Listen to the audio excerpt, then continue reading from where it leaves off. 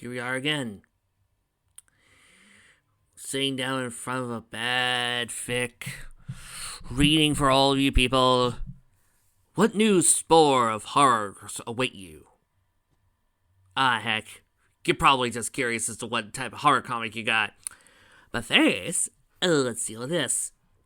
So this particular chapter opens up with Nyx giving all the other little kids of the other species a grand tour of Camelot Castle, showing off the gardens, showing off all the weird stuff.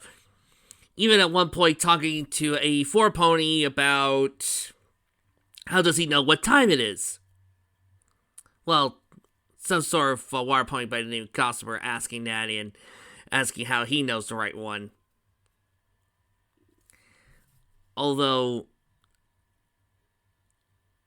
I don't even see how this is a, oh my goodness, this is a existential thing.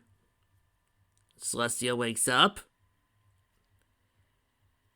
and she knows when to get up. She knows what time it is. It's called trust. I think she already knows. And considering the fact that unicorns have been lifting up the sun and moon for a while, I think they know too. So, they already know this. It's not as extensive as you think it is, right? RC. Which leads them going through the kitchen with an unfunny French pony. And even more kid shenanigans that are just not funny. It's not hilarious. It's just dull. I don't care a lick about Nyx's new diplomatic friends. I don't care about their species. And I sure as heck don't care about their culture. I care about the trial scene. And even when we get to the trial scene in the next chapter, it's just, oh, we had some bad things happen to us. Oh, here's the explanation. Here's why it's okay. Oh, please, just give us a chance to actually prove ourselves. Yada, yada, yada. Bullcrap. And, oh, it's not just Nyx's fault. I'm sure everybody else made mistakes too. Like, duh. We know that, Nyx. That's why this whole thing feels rather stupid. And pointless. Because they know they made mistakes. So why are we even bothering with this? But Twilight asked for a little more time. And I'm just about done today. So I'm going to bring to you something far more interesting. Here's a classic novel in comic form. Richard Matheson, I Am Legend. Chapter 1. January. A man wakes up, puts on his coat, and heads outside. Taking a drag of a cigarette, he looks around the now dead world that he has inherited, though unwillingly. On those cloudy days, Robert Neville was never sure when sunset came, and sometimes they were in the streets before he could get back. If he had been more analytical, he might calculate the approximate time of their arrival. But he still used the lifetime habit of judging nightfall by the sky, and on cloudy days that method didn't work. That was why he chose to stay near the house on those days. He checked each window to see if any boards had been loosened after violent attacks. The planks were often split or partially pried off, and he had to replace them completely. A job he hated. Today, only one was loose. What tricks? Trixie's just wondering. Are you going to go for, say, Charlotte Heston, Vincent Price, or Will Smith for this guy? Well, I could try Vincent Price and see where that goes. Let's go. After all, Vincent Price is my favorite version of this story. Isn't that amazing? In the backyard, he checked the hothouse and water tank. Sometimes the structure around the tank might have been weakened, or its rain catchers bent and broken off. Sometimes they would lob rocks over the high fence around the hothouse, and occasionally they would tear through the overhead net, and he had to replace panes. He went to the house for a hammer and nails. As he pushed open the front door, he looked at the distorted reflection of himself in the cracked mirror.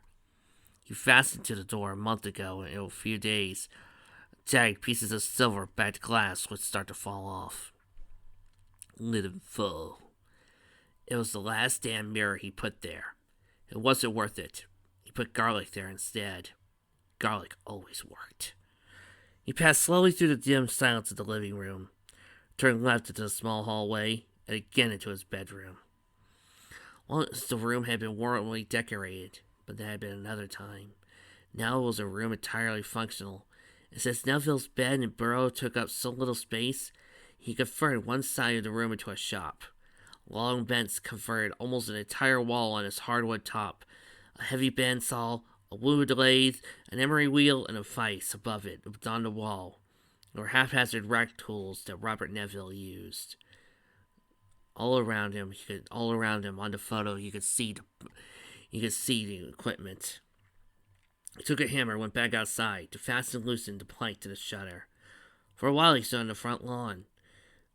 As I mentioned, the art here makes it look very much like Charlton Heston. Looking at the down silent length of the Cameron Street, he was a tall man, 36, born English-German stock. His features, undistinguished except for the long, determined mouth and bright blue of his eyes, was smoothed now over the charred ruins of the house on each side. He burned them down, but then for jumping to his roof from the adjacent ones. He fastened the plank and went back into the house. He tossed the hammer on the living room couch, then lit another cigarette, and had his mid-morning drink. Later forced himself into the kitchen to grind out the 5-day accumulation of garbage in the sink. He knew he should burn out the paper plates and utensils too, dust the furniture, and wash out the sinks and bathtub and toilet. Change the sheets and pillowcase on his bed. He didn't feel like it. For he was a man, and he was alone, and these things had no importance to him. In the beginning, it made him sick to smell the garlic in such a quantity. His stomach had been in a state of constant turmoil. Now the smell in his house and in his clothes, and sometimes he thought even his flesh, he hardly noticed it at all. The pictures now show Robert working, grabbing the garlic, walking through his greenhouse, even pulling some bands out with his manly hand. When he had enough bulbs, he went back to the house and dumped them on the drain board of the sink. He flicked the wall switch, the light flickered and flared to normal brilliance. A disgusted hiss passed his clenched teeth. The generator was at it again. He had to get out that damn manual again to check the wiring. It was trouble to repair. He had to install a new generator. Angrily, he jerked a high-legged stool to the sink. Good night, and sat down with an exhausted grunt. First, he separated the bulbs into small sickle-shaped cloves. They cut each pink leathery clove in half, exposing the fleshy center buds. The air thickened with musky, pungent odor. It got too impressive. He snapped it on the air conditioning, and suction drew away most of it. With an ice pick, he punched holes into each clove in half and strung them together until they were a wire. He had about 25 necklaces. In the beginning, he had hung these necklaces over the windows. From the distance, they had thrown rocks until he'd been forced to cover the broken planks with plywood scraps. Finally, one day he tore off the plywood and nailed up the rows of planks instead. It made the house a gloomy sculpture, but it was better than having rocks come flying into his rooms in a shower of splintered glass. Once he installed the 3 air conditioning units, it wasn't too bad. A man could get used to anything if he had to. When he finished stringing the garlic clothes, he went outside and nailed them over the window of boarding, taking down the old strings, which had lost most of their potent smell. You know, I had to wonder why vampires are weak to garlic. Well, listen, spoilers! Trixie, this story is over several decades old. It's like spoiling the Hound of the Baskervilles. He had to go through this process twice a week until he found something better. It was his first line of defense. Defense, he thought. For what? All afternoon he made steaks. Lunged them out of the thick dowling, bandsawed into 9-inch lengths. These he held against the whirring emery stone until they were as sharp as daggers. It was tiresome, monotonous work, and it filled the air with hot-smelling wood dust that settled into his pores and got into his lungs and made him cough. Yet, he never seemed to get ahead. No matter how many steaks he made, they were all gone in no time at all. Dowling was getting harder to find, too. Eventually, he had to lay down regular lengths of wood. Well, that'd be fun, he thought irritably. It was all very depressing, and made him resolve to find a better method of disposal. But how could he find a chance when they never gave him a chance to slow down and think? The image shows him staring, glaring at the stake. As he laid, he listened to the records, Beethoven's Third, Seventh, and Ninth Symphonies. He was glad he learned early in life, from his mother, to appreciate this kind of music. It helped fill the terrible void of hours. With 4 o'clock on, his gaze kept shifting to the clock on the wall. In another hour, they'd be at the house again. Filthy bastards. As soon as the light was gone. Let me in. He walked around the room that once belonged to Kathy, and now belonged to his stomach. Kathy. The images show him looking at the little girl running through the fields. From the giant freezer and uneven stacks of cans he piled to the ceiling, he selected his meal. Neville walked to the kitchen and dumped his groceries on the table, eyes moving to the clock. 20 minutes to 6. Soon now. He poured a little water into a small pan and clanked it down to a stove burner. Next, he thawed out the chops and put them under the broiler. By this time, the water was boiling, and he dropped in the frozen string beans and covered them, thinking it was probably the electric stove that was milking the generator. At the table, he sliced himself 2 pieces of bread and poured himself a glass of tomato juice. He sat down and looked at the second hand as it swept slowly around the clock face. After he finished his juice, he walked to the front door and went out to the porch. He stepped out to the lawn and walked to the sidewalk. The sky was darkening. It was getting chilly. He looked up and down Cameron Street, the cool breeze ruffling his blonde hair. That was what was wrong with these cloudy days. He never knew when they were coming. With a shrug, he moved back, across the lawn into the house, locking and bolting the door behind him.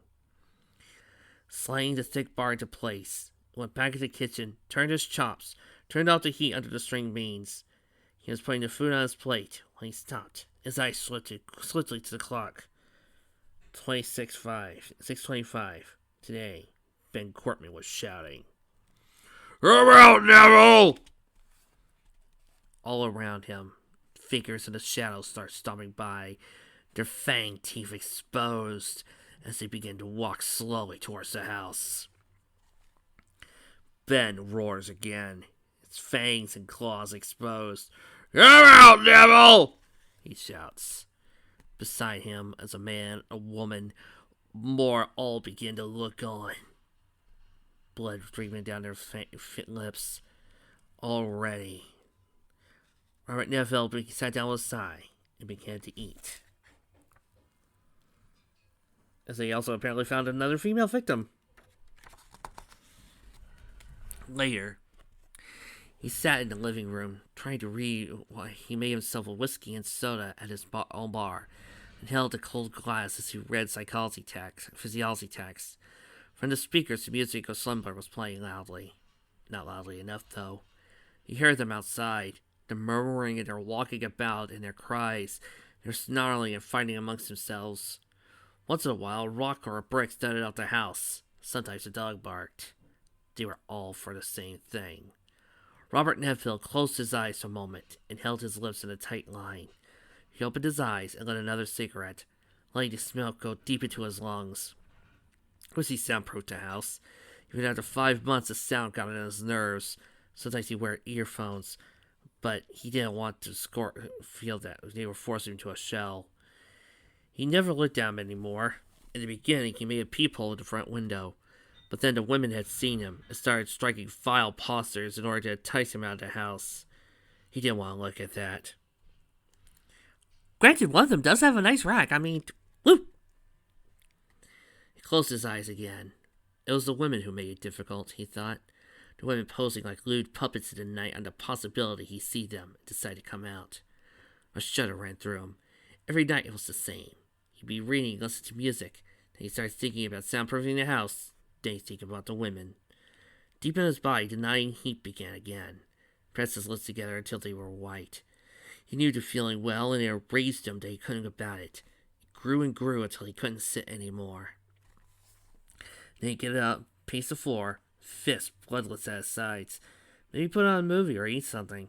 or have too much to drink and turn the music up so loud it hurt his ears. He had to do something when it got really bad. He felt the muscles of his abdomen closing in like tightening coils.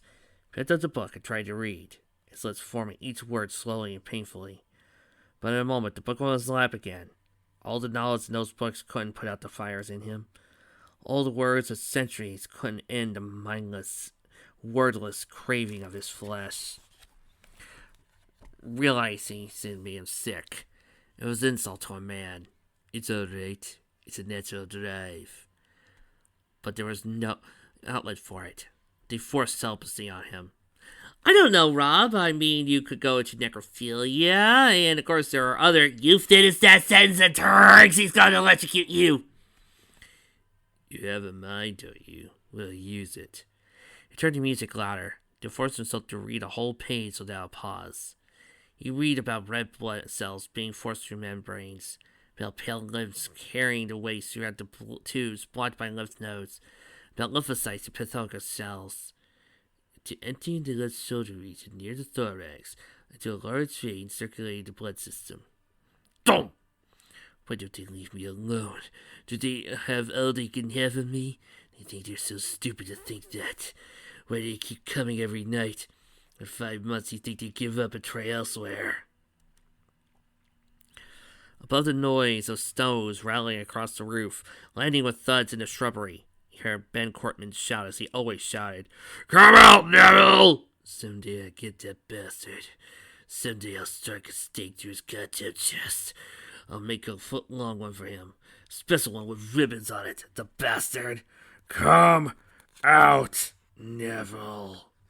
Tomorrow he soundproofed the house. He couldn't stand thinking about those women. If he didn't hear them, maybe he wouldn't think about them. The music ended. Now he could hear them more clearly outside.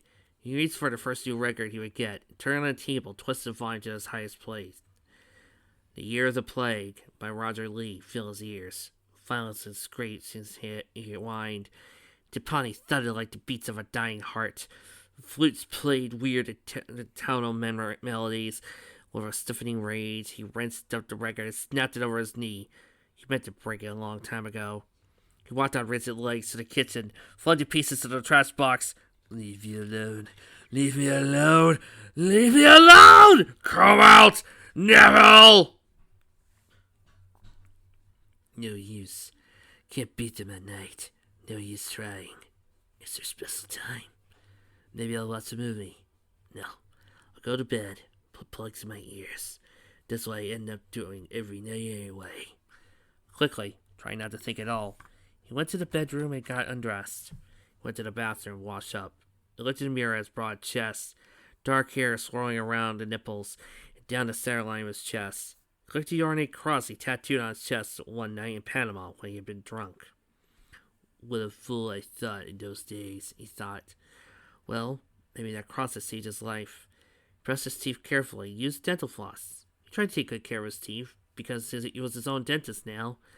Some things could go to pot, but not his health. You stop pouring alcohol to yourself, he thought. Would you shut the hell up, he thought. He went through the house, turning out the lights. He could hear the bumpings and scrapings, the howlings, the snarlings, and cries in the light. He went off the living room lamp and went into the bedroom.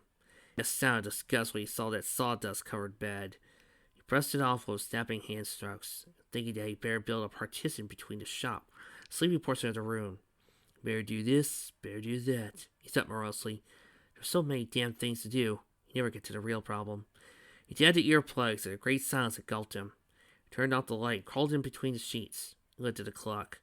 Only a few minutes past 10. Just as well, get an early start. He lay there on the bed and took deep breaths of the darkness, hoping for sleep. But the silence didn't seem to help. He could still see them out there. White-faced men prowling around his house, looking carelessly for a way to get at him. Some of them probably crouching on their haunches like dogs, glittering at the house, teeth slowly grating back and forth, and the women. He had to start thinking about them again. He tossed over his stomach with a curse and pressed his face into the hot pillow. He lay there breathing heavily, body rising slightly on the sheet. Let the morning come. His mind spoke, the words spoken every night. Dear God, let the morning come. He dreamed about Virginia and cried in his sleep, and his fingers gripped the sheets like friends' talons.